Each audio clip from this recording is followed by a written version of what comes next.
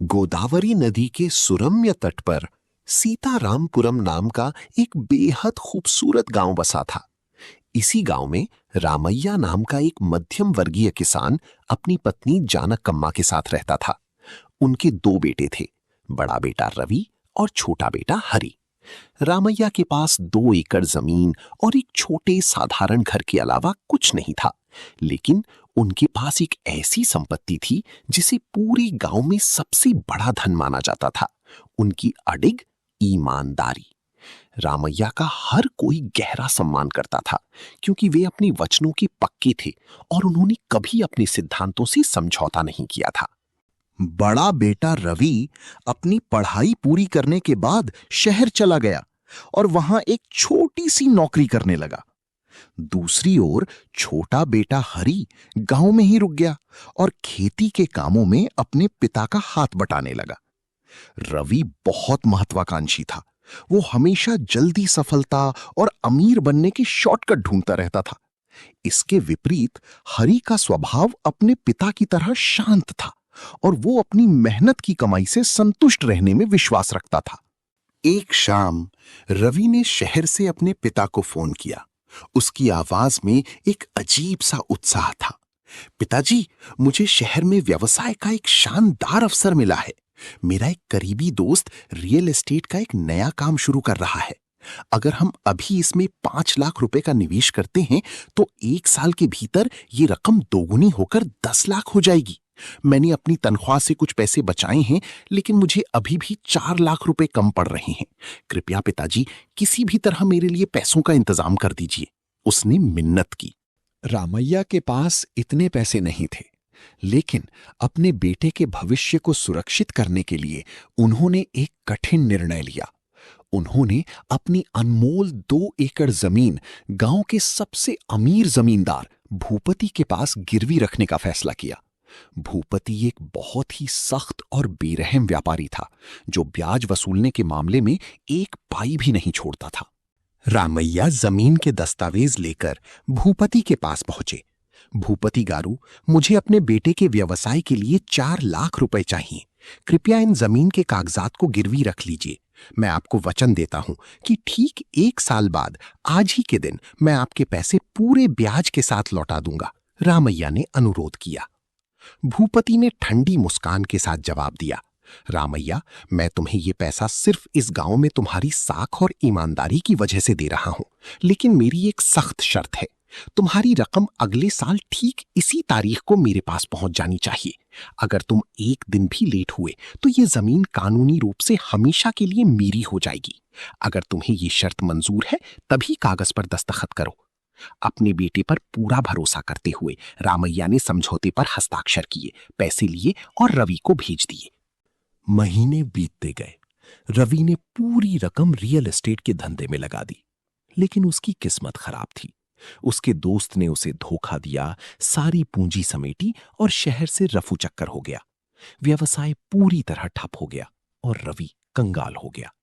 अपने पिता का दिल टूटने और उनकी तबीयत खराब होने के डर से रवि ने सच छुपाया और चुप रहा। देखते ही देखते 1 साल की समय सीमा समाप्त होने में केवल 1 सप्ताह का समय बचा था। इधर गांव में रामैया और हरि खुशी खुशी कर्ज चुकाने और अपनी जमीन वापस लेने का इंतजार कर रहे थे। रामैया ने रवि को फोन किया और कहा, बेटा, हमें अगले हफ्ते भूपति को पैसे चुकाने हैं। क्या तुम्हारी तरफ से सब तैयारी है? अब रवि अपनी भावनाओं को और अधिक नहीं रोक सका। वो फोन पर फूट फूट कर रो पड़ा और अपना गुनाह कबूल कर लिया। पिताजी, मुझे माफ कर दीजिए। मेरे दोस्त ने मुझे बर्बाद कर दिया और हमारे सारे पैसे लेकर भाग गया। मैंने सब कुछ खो दिया है। इस समय मेरे पास अपने नाम पर 1 रुपया भी नहीं है, वो सिसकते हुए बोला। ये सुनकर रामैया का सीना गहरे सदमे से भींच गया। जानकम्मा फूट फूट कर रोने लगी, जबकि हरि ने अपने बेबस पिता को संभालने की पूरी कोशिश की। भूपति की समय सीमा में केवल 3 दिन बचे थे। रामैया ने बड़ी उम्मीद के साथ गांव के हर दरवाजे पर दस्तक दी, कर्ज की भीख मांगी, लेकिन इतनी कम समय में इतनी बड़ी रकम उधार देने के लिए कोई भी तैयार नहीं था। अगली सुबह जब हरी अपने खेत में मिट्टी खोद रहा था तो एक पुराने सूखे कुएं के पास उसका फावड़ा किसी सख्त धातु की चीज से टकराया। उत्सुकतावश उसने और गहराई से खोदा तो उसे एक छोटा भारी पीतल का घड़ा मिला। हरी ने जल्दी से चारों ओर देखा। खेत पूरी तरह सुनसान थे। वो उस भारी घड़े को घर ले आया और अपने पिता के सामने रख दिया। जब उन्होंने ढक्कन खोला तो उनकी आंखें फटी की फटी रह गईं। वो घड़ा पुराने सोने के सिक्कों और 20 कीमती प्राचीन आभूषणों से ऊपर तक भरा हुआ था। बाजार में उसकी कीमत कम से कम 10 लाख रुपए थी। रवि, जो शहर से गांव भागा भागा आया था, खुशी से उछल पड़ा। पिताजी, भगवान ने हमारी सुन ली। आइए इस सोने को तुरंत बेच दें, भूपति का कर्ज चुकाएं और अपनी जमीन बचाएं। बाकी बचे पैसों से मैं नया बिजनेस शुरू कर सकता हूं। हमारी सारी दुख आखिरकार खत्म हो गए। वो उत्साह से चिल्लाया। लेकिन रामैया के चेहरे पर कोई खुशी नहीं थी। वे गहरी और गंभीर चुप्पी में बैठ गए। रवि, रामैया ने दृढ़ता से कहा, भले ही हमारी जमीन के कागजात भूपति के पास हों, लेकिन ये मिट्टी अभी भी मेरी है। पर यह सोना हमारा या हमारे पूर्वजों का नहीं है। ये जमीन के भीतर मिला एक लावारिस खजाना है। सरकारी नियमों के अनुसार जमीन के नीचे मिलने वाले किसी भी खजाने पर सरकार का अधिकार होता है। जिस धन को हमने अपने पसीने से नहीं कमाया, उस पर लालच करना पाप है। मैं अपने कर्ज को चुकाने के लिए इस बेईमानी के सोने का इस्तेमाल नहीं करूंगा। रवि गुस्से से लाल हो गया। पिताजी, क्या आपका दिमाग ठिकाने नहीं है? जिस जमीन पर हमने अपनी पूरी जिंदगी खून पसीना बहाया, वो हमसे छिनने वाली है और आप यहां बैठकर नैतिकता का पाठ पढ़ा रहे हैं। ये अत्यधिक ईमानदारी आज की दुनिया में काम नहीं आती। हमने इसे किसी से चुराया नहीं है। ये हमारी अपनी संपत्ति के अंदर मिला है। उसने तीखी बहस की। जानकम्मा ने भी हाथ जोड़कर विनती की, कृपया इसकी बात मान लीजिए। अगर हम अपना घर और जमीन खो देंगे तो हम सड़कों पर आ जाएंगे। सिर्फ इस एक बार के लिए कृपया सच से अपनी आंखें मूंद लीजिए और हमारे परिवार को बचा लीजिए। लेकिन रामैया चट्टान की तरह अडिग रहे। जानकी, मैंने अपनी जिंदगी में जो एक एक रुपया कमाया है वो मेरी अपनी मेहनत से आया है। अगर मैं उस धन का उपयोग करके अपनी जमीन वापस लेता हूं जो कानूनी तौर पर हमारा नहीं है, तो उस मिट्टी से कटने वाली फसल का हर एक दाना हमारी पाखंडी सोच पर हंसेगा। मैं अपनी जान दे दूंगा, लेकिन अपनी ईमानदारी का सौदा नहीं करूंगा। कल सुबह मैं गांव के सरपंच के सामने इस पीतल के घड़े को सरकारी अधिकारियों को सौंप दूंगा। हरी ने अपने पिता की अटूट फैसले का सम्मान किया, जबकि रवि गुस्से में पैर पटकता हुआ अपने कमरे में चला गया। अगली सुबह रामैया और हरी पीतल का घड़ा लेकर गांव के पंचायत दफ्तर पहुंचे। वहां गांव के बुजुर्गों की भीड़ जमा थी, जिसमें घमंडी भूपति भी शामिल था। रामैया ने घड़े को मोज पर रखा और घोषणा की, आदरणीय बुजुर्गों, ये खजाना कल मेरे खेत में मिला था। कृपया इसे अपनी कस्टडी में लें और सरकार को सौंप दें। पूरी सभा में सन्नाटा पसर गया। ग्रामीण आपस में कानाफूसी करने लगे। वे हैरान थे कि आज के युग में भी किसी के पास इतनी अटूट ईमानदारी हो सकती है। भूपति ने मन ही मन रामैया का मजाक उड़ाया और सोचा, तुम्हारा ये मूर्खतापूर्ण घमंड कल तुम्हारी पूरी आजीविका छीन लेगा। संयोग से जिला कलेक्टर उसी सुबह प्रशासनिक निरीक्षण के लिए सीतारामपुरम के दौरे पर थीं। भीड़ को देखकर वे दफ्तर के अंदर आईं और सरपंच ने पूरी कहानी उन्हें सुना दी।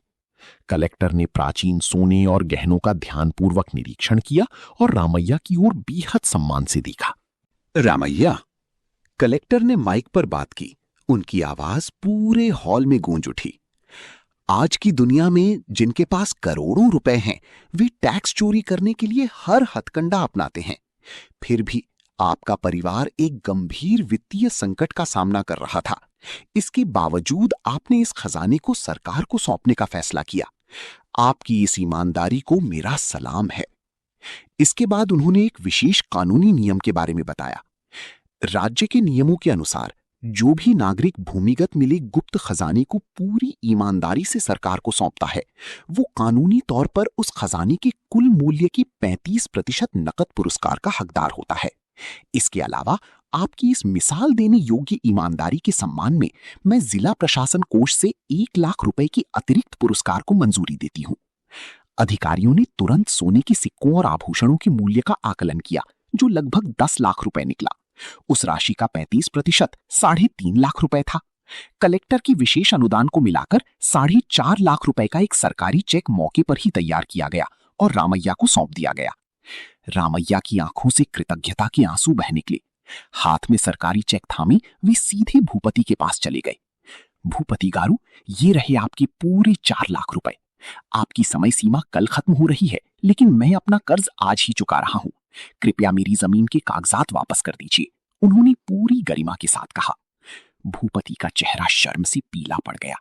जिला कलेक्टर और गांव के बुजुर्गों के सामने एक शब्द भी बोलने की हिम्मत उसमें नहीं थी। उसने चुपचाप दस्तावेज लौटाए और वहां से खिसक गया। घर लौटने पर रवि अपने पिता के पैरों में गिर गया और फूट फूट कर रोने लगा। पिताजी, मुझे माफ कर दीजिए। मैं मूर्ख था जो ये मान बैठा था कि ईमानदारी केवल असफलता की ओर ले जाती है। आज मुझे एहसास हुआ कि शॉर्टकट भले ही अस्थायी लाभ दे सकते हैं, लेकिन जब सब कुछ बिखर जाता है तो केवल सच्चाई और धर्म ही परिवार की रक्षा करते हैं। उसने पूरी विनम्रता से स्वीकार किया। रमैया ने धीरे से अपने बेटे को उठाया और मुस्कुराए। रवि, शॉर्टकट तुम्हें मंजिल तक जल्दी पहुंचा सकते हैं, लेकिन वे कभी मन को शांति नहीं देंगे। जब तुम कठिन परिस्थितियों के बावजूद ईमानदारी से जीने का रास्ता चुनते हो, तो ईश्वर हमेशा तुम्हारे लिए कोई ना कोई रास्ता खोल देता है। हमने आज अपनी जमीन इसलिए बचाई क्योंकि हमने आसान रास्ते के बजाय सही रास्ते को चुना। अपना नजरिया पूरी तरह बदलते हुए रवि वापस शहर लौट आया। उसने शॉर्टकट से पैसे कमाने की जिद छोड़ दी और कड़ी मेहनत व लगन से एक सफल करियर बनाया। पूरा परिवार खुशी खुशी रहने लगा और उनकी कहानी सीतारामपुरम में आने वाली पीढ़ियों के लिए धर्म और ईमानदारी की एक अमर मिसाल बन गई। दोस्तों, अस्थायी राहत के लिए अपनी सिद्धांतों की बलि देना अंततः बर्बादी की ओर ले जाता है। कठिन समय में भी अपनी ईमानदारी बनाए रखने से समाज में सम्मान और ईश्वर की कृपा मिलती है।